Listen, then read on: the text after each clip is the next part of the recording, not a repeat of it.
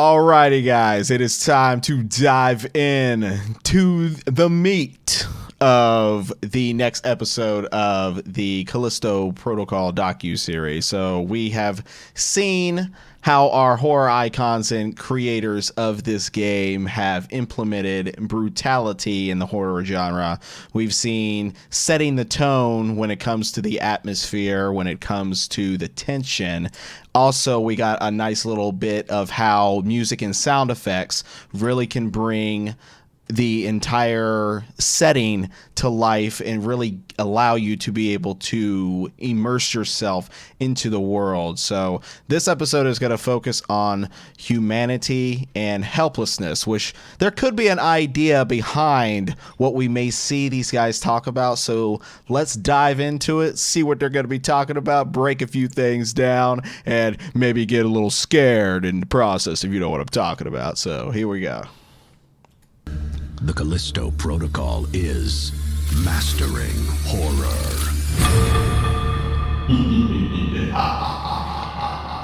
Helplessness, inability to defend oneself or act efficiently. Humanity, humaneness, benevolence. Humaneness. Hopelessness and hopelessness usually go hand in hand. They both refer to an experience of being out of control. Shoot the tentacles once more! Ooh, who's back there? As a storyteller, it's important to ride that line between helplessness and hopelessness. You want your characters to be in the biggest pressure cooker situation possible. Where if you're the audience watching them, oh, you poor thing, how are you going to get out of this? Which is the essence of drama, you know. No. But at the same time, you have to keep an element of hope in that story or you're going to lose the audience.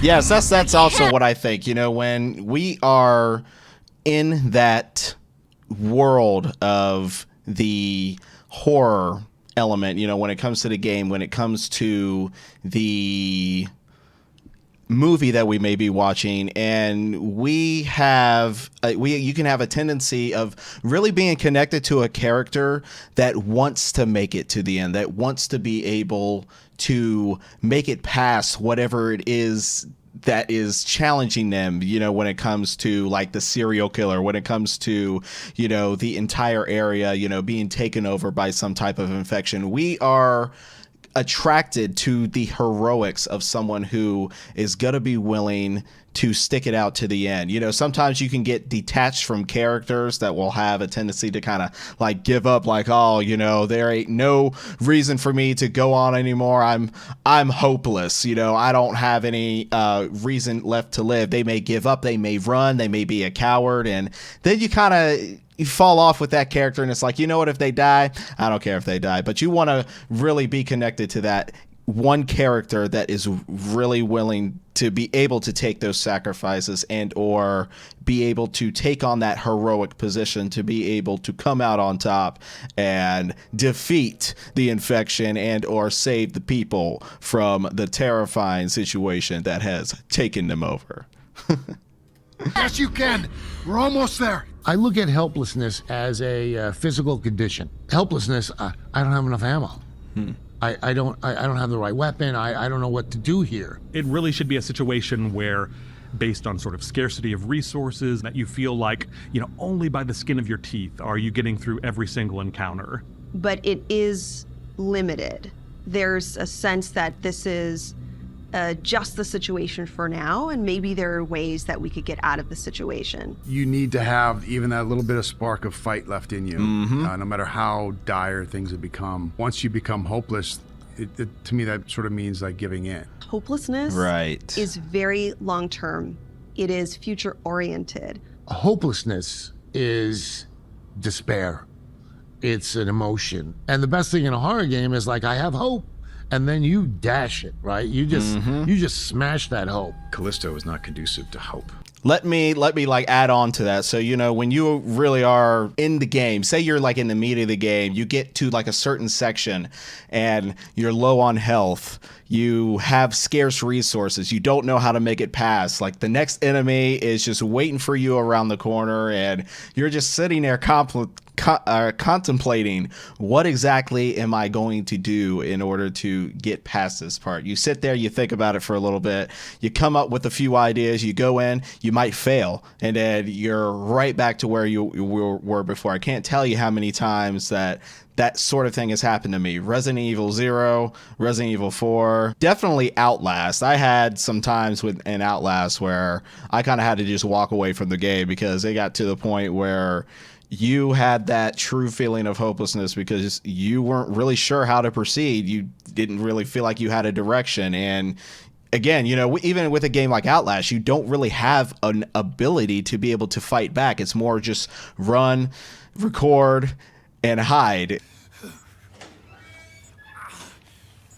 All right, guys, I'm just gonna hide here for a minute.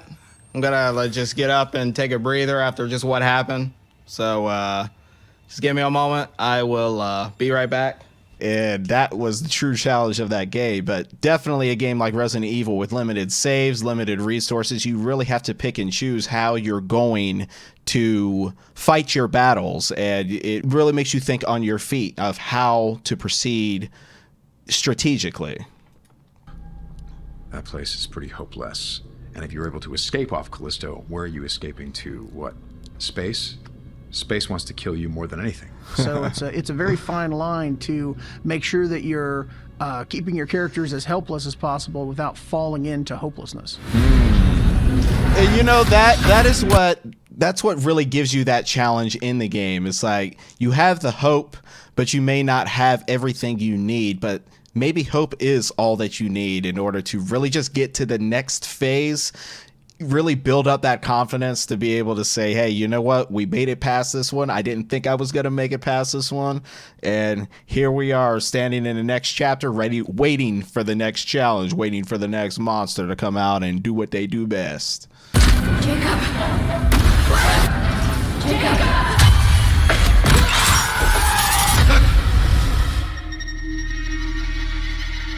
For me, you know, the humanity equals the emotional investment that I have in the story or the script. You go to movies to feel something, but you also go to identify with a character. Everything in fiction is all about relatability. So you can watch The Walking Dead and you can see zombies and know that zombies aren't going to ever happen. That's never going to be a thing. But the people in The Walking Dead that are dangerous, that they do encounter, that's very real. I mean, a lot of that stuff, you know, happens day to day. That's another thing that, you know, you can say humanity, but you can actually just replace that word with vulnerability. It's the most terrifying thing that there is.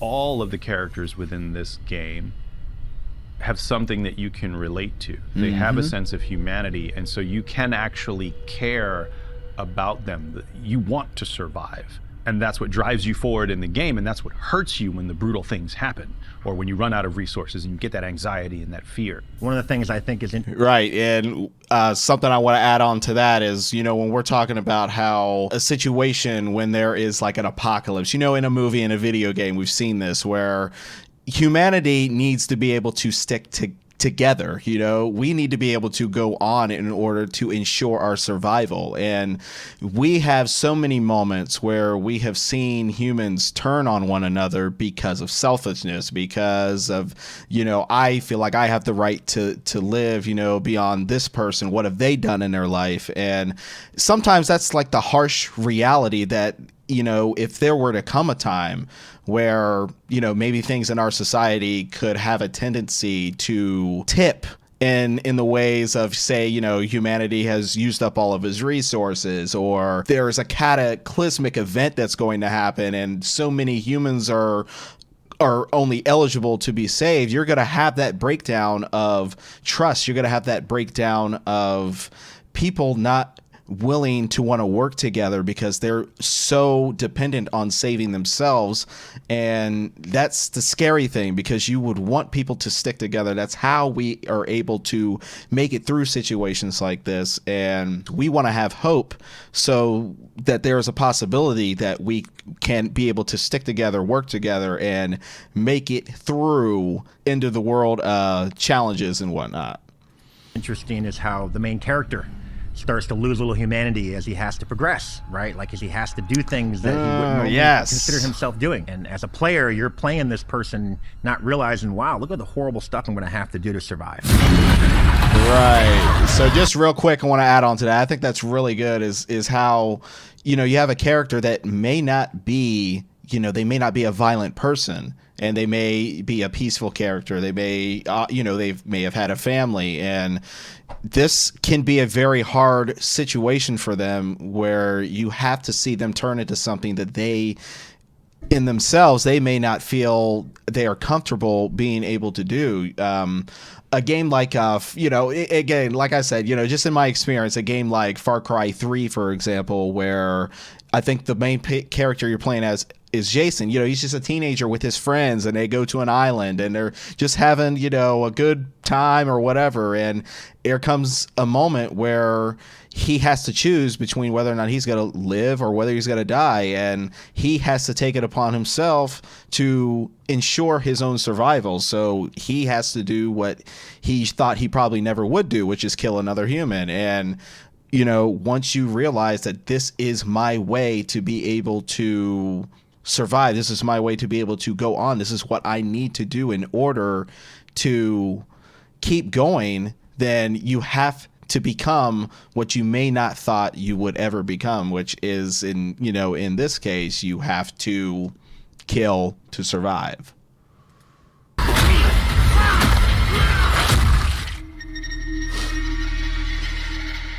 With the Callisto Protocol, one of the things that we were aspired to do was to tell a simple story with complex characters. We wanted to have characters that changed, that grew, that went on an emotional journey, that you followed them along on. They came out the other side not quite what they were at the beginning.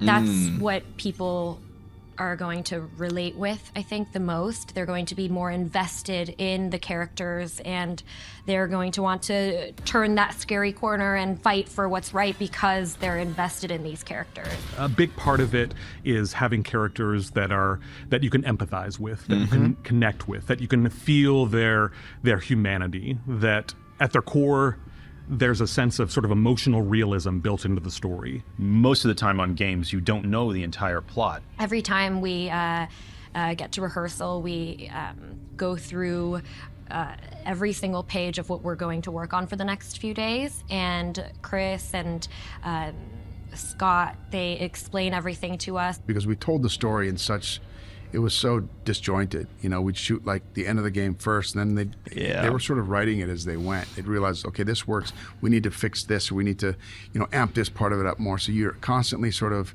okay, what happened before this? And what are we doing? And he was amazing at sort of, and Chris Stone, like sort of explaining where we were in the story. And so what we found sort of early on was that to really deliver the kind of scares and intense feeling of terror that we wanted, it was critical that we have the foundation of strong characters and narrative to build on. Right, because I think, having a strong connection to the character that you're playing as, and or when you're watching a movie, a character that you like, that you see on screen, that has that charisma, that has that strength, that has that niche about them, that you want to keep them alive, you want to see them keep going, and that just invests you even more, as what they were saying, like with a character like Jacob. If this is something, if he's going to be a character that we can really relate to and really gravitate towards, that's going to really want to help you to learn things, to be able to keep him alive. You'll feel much more connected to be able to really take control of his character and maybe even like do things that you may not have thought that you were capable of, as far as like, learning things in a game and, being able to make it through challenges that you may have thought impossible if you were just playing as a character where, you may not care whether they live or die. It's like, you know what? Like sometimes, we have this in games where we have those asshole like characters where it's like, we don't care if they live or die. So that could affect how you're going to play. If you have to play as that character, that's probably going to affect you, where it's like, you know what, let me die in this next section. Let them get what they deserve. That it's always interesting to have something like that. But again, to have a character you could really connect with, jive with, and you want to keep them alive, that really kind of brings like the whole, point of connecting with the character and keeping things going, keeping yourself alive and making it through to the end. Jacob, not anymore. What's it about? Answers. Soon everything will become clear. The truth of Black Iron. The cast of the Callisto Protocol is by far the best cast I've ever worked with on any project. We don't have a big cast, but they've all brought something to it. They all got into it. These are people that share our love for the genre and wanted to bring sort of an essential humanity and realism to the roles. To see a human being, especially portrayed by a very able actor like Josh, you empathize. You put yourself in that position. That actor is reminding you how terrified you'd be if you actually saw that. What would that be like if that was real? And a good actor like Josh can remind you and scare you in ways that you're not prepared for. Josh is someone that we were lucky enough to work with on previous projects. We love working with Josh. Josh was awesome. Are you kidding? He takes the script and he goes a little bit further. He adds his own humanity. He gets into the character so much that at some point he's going, well, this is the way he'd do it. I approach it like I do any movie. I really try to be as emotionally invested and committed as I can, even though you're in these crazy, mocap suits with a giant helmet and a camera looking you right in the eye. Max! Max! Hardcore behind the scene footage. Oh yeah, look at that. He's into it. The facial expressions and everything.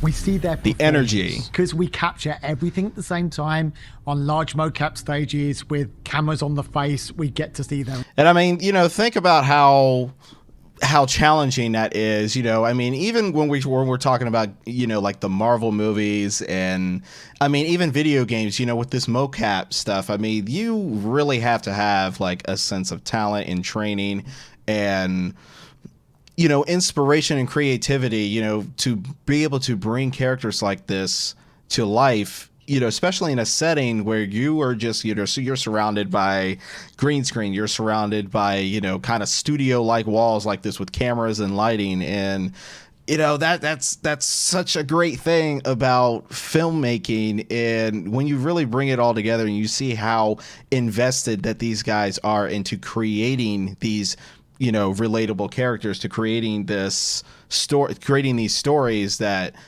really, really come together once everything is, edited through and completed, and it really makes for something special. Entire performance, and I think you can see the quality of their acting come through. It's nice to be able to have people who have an imagination, for them to be able to kind of get themselves immersed in a scene while they're standing on a stage. It kind of asks something new of them. The creative team essentially created a playground for us. And for those who are not familiar, the performance capture stage is a bare warehouse. You don't have that many props. No costumes, no sound, no nothing. And you don't have any set around you. It's all make-believe sets. They take boxes and say, okay, this is a Jeep over there. This is the pipes stuck together, and that's the doorway into this crazy chamber, and there's 20 dead bodies and 4 monsters coming at you from the ceiling. So it's all about your imagination, so it makes it much harder. Open up! It makes it harder, but it's so much fun to be able to kind of visualize, something that may not, be like right in front of you. You can have like your own like singular type of creation when it comes to that. I have been watching or have been listening to the Callisto Protocol podcast, Helix Station. I would definitely check that out if I were you guys. And so far, I think they're up to 2 episodes. And I looked on their IMDb page, and it looks like that they've all voiced up to about 3. So I don't know if the 3rd episode is actually going to be the final episode. But when you're listening to the sounds and you don't have anything to see, you can't visualize anything. If I'm looking here, I can't see anything, but close your eyes and you're listening to the voice actors. You're listening to, the sounds of the monsters in the distance and the guns shooting and the screaming. And it's really cool to be able to visualize exactly what that looks like in your head. Like you can actually see the characters like in place, and you can see what they're doing, giving your own self like an imaginative way of how you're picturing how these events would go down. And I mean, it's kind of the same thing here where it's like when we were kids, we would play act and we would do things like, I'm going to jump over to lava, but there's no lava there, but we're imagining that there's lava there. And it just really, it's just so fun and just creative to have like that sense of imagination to really bring something to other people, when other people will kind of watch something like that and they'll say like, it looks believable because, this person is just so into it and they're creating something that, maybe nobody else can, see, with their eye at the current time. But it is super fun, and it can be a challenge, but it is just super fun and creative to bring, your imagination to life.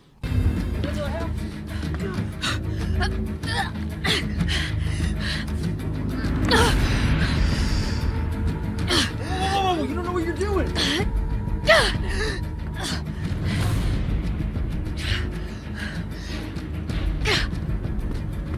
I love seeing Karen in the game because we're both actually huge fans of the boys. We love the boys. We love the boys, and suddenly, seeing her in a full speaking role was fantastic. Karen brought a lot of energy, enthusiasm. This was the first time that Karen had worked in games.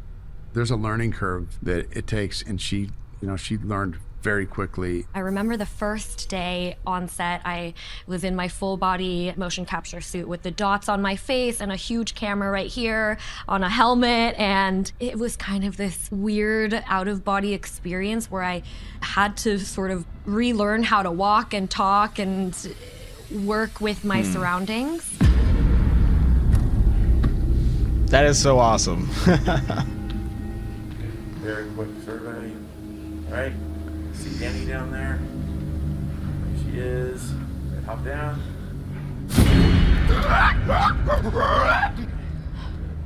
Those things don't give up. We better get moving. Some of the other guys I hadn't worked with Sam Whitmore, but I had heard of him. He's fantastic. That dude is crazy. Sam is one of the most committed actors I've ever seen. That guy is fearless. Definitely mad. Capital mad. Sam is a guy that has worked obviously extensively in games and animation. He understands this world top to bottom. He's also a guy that loves coming in and playing. When you let a bunch of creative people show up and you trust that they have some ideas that maybe you haven't thought of, and you let them push those ideas out there, provided you have someone who's really good at saying, no, that's too much, you're going to get some really interesting, unique stuff. 5, 2, 1. Me and you, we got some unfinished business. Yes, we do. As you can see, things have changed. And hey, that is like one of the secrets, when it comes to really applying yourself to a role in acting. You may feel like you're really bringing like enough, especially like when you go into an audition, you really feel like you're bringing like enough to the role, but then you kind of look back, say if it's like something that is being filmed or whatnot, you look back and you're like, oh, that's not really enough. But then you look at how like during like some of these, sessions, like how expressive like these guys are getting. I mean, sometimes, really like pushing the boundaries of, your expressive energy, can really give you that differential divide between not giving enough and maybe giving too much, but sometimes giving too much can kind of give you that extra character inspiration, if you know what I mean, as far as like creating the type of character that you are portraying. You always want to make sure you're really giving more than what you would expect, as far as like how you would put your acting skills into play. You want to always make sure that you're giving more than what you may think is enough, if you know what I'm saying. We go through, a lot of efforts to try to immerse them in the scene as much as we can. As a performer, the creative team was amazing. They're very much about the rehearsal process, very much about like giving us as much previs as they can so that we understand the world, they understand what it's going to look and feel like. We show them video reference, we play music for them sometimes, we show them imagery. They have artwork of all of the infected, scary, terrifying monsters. And you get a little background on it, and you understand that, okay, I'm a tough lifer prison dude. I don't stand a chance against that thing. Oh boy, it's ready for round 2. Round 3, round 4, here it comes! So yeah, that environment of being in the performance capture volume is unique, but I think it's a lot of fun. You go to a film right now and you're going to sit there for 2 hours. All right, we better have some like in-game bloopers. Yeah, y'all better throw some of those in there. Hours, and you're gonna feel like you're kind of part of the movie, but you're always kind of a little bit detached. You're a viewer. The difference with the game is you are that character, right? Everything you do, you have agency over what you're doing in that game, and you have agency over the choices you make that create that story. So the combination of just that interactive element and where technology is now with the graphics and the visuals and being able to get actual performances from actors versus just, slapping someone's VO on top of some random person moving around, those are very different sort of experiences. Who did this? And why? Lies. It's like someone's trying to cover up what's happening here. So what happened to the original colony? There they go. All in all, when you're done playing the Callisto Protocol, I hope that you look back on it and think to yourself, man, first of all, I had a lot of fun playing this game. I think the hope is that you kind of set down that controller feeling a little bit shaken, like you've gone on a journey. I want them to feel excited, scared, and have fun. I want them to do what I'm probably going to do, which is flip it, turn it, and hit go again. I want them to walk away going, what a ride. I need a nap. I just can't wait for the fans to play it, and I can't wait to see everyone's reaction to it. I want people to walk away and just go, that was a good sci-fi horror game, man. Yeah, let's hope so. Let's hope so. So I don't know, that actually kind of sounded like they're wrapping it up. Kind of sounded like a conclusion, like this is a tribute, to the conclusion. We'll see if they're going to do any more. We'll see if they're going to do any more episodes. But yeah, that was a very, very good interpretation of how they are, implementing the way that they want us to see, the humanity in the game and the helplessness. I was very impressed with that episode. It was great to see how, when we look at the fact that the difference between helplessness and hopelessness. Hopelessness meaning that we've given up, that there's really no way for us to move on, where I'm just going to become a biophage and be done with the world, versus helplessness.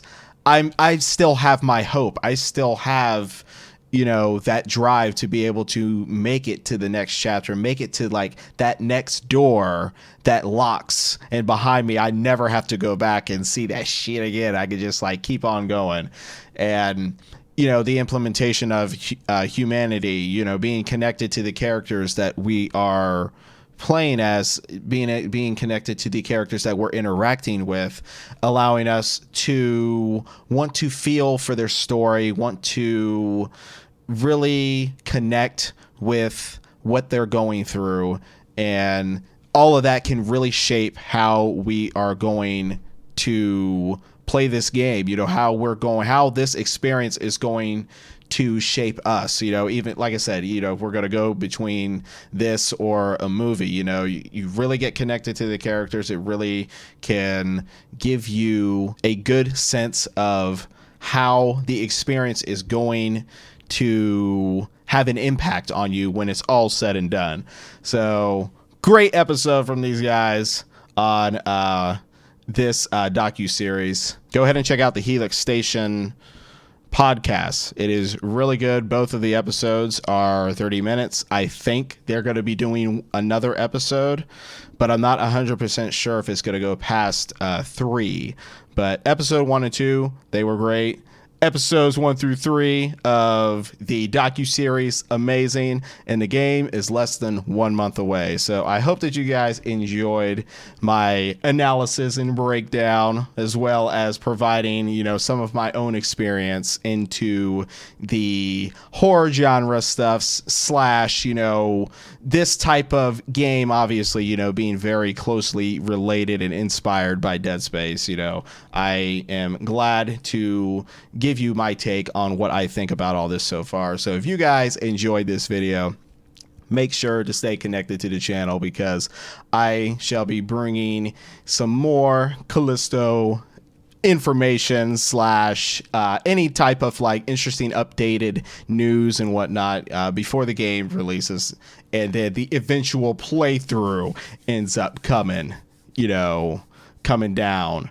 Also, another thing I kind of wanted to add is the fact that this game was actually banned in Japan. They do have a very strong censorship when it comes to certain movies, when it comes to the type of criteria, when it comes to how, a video game is as far as its contents and whatnot. I'm pretty sure Outlast 2 also got banned over there as well, because the developers chose to not censor the game, which, hey, it's great on the developers that they want you to experience this in any way, anywhere in the markets that it's actually going to be available. They want you to experience it from their full on vision as it was meant to be. So it's unfortunate that Japan is not going to be able to see the release of this game, or I don't really know exactly how, the things can work over there. I don't know if somebody could say, if they lived in Japan, would they be able to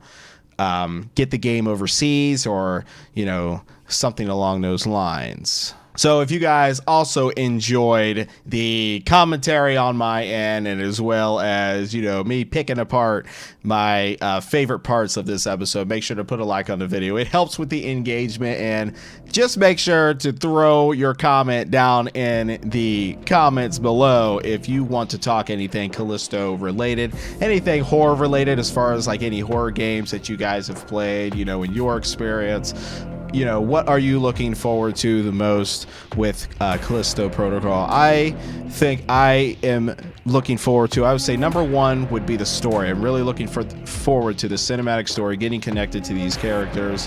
And I would say definitely the next one is the action-packed combat, as far as the melee, what type of things you're going to be able to do, things that we probably not have seen, if there are going to be any kind of melee finishers and whatnot, to really rip these biophages apart and make them pay for their lethality that they have spread across the Black Iron Prison, yeah. So that'll be it, guys. So I will see you next time when the next video is ready to go. Take care, and that's all from me for now.